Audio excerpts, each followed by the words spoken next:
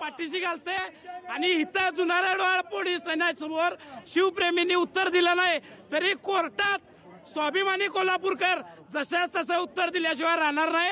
त्याचं कानपाड फोडल्याशिवाय कोल्हापूरकर शांत बसणार नाही. चिल्लर कोरटकरवर फेकायची होती, ही मुख्यमंत्र्यांच्या खिशातली चिल्लर आहे.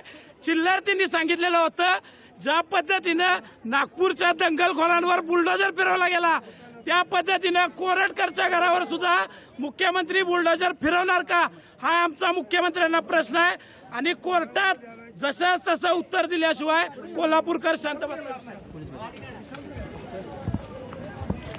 जशाच तसं उत्तर दिल्याशिवाय कोल्हापूरकर शांत बसणार नाहीत असं म्हटलं जात आहे.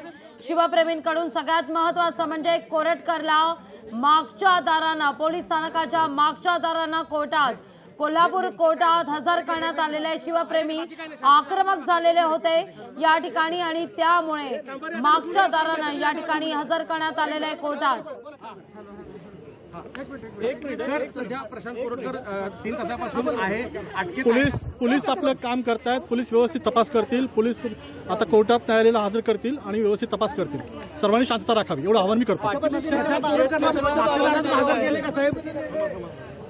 रणजित सर काही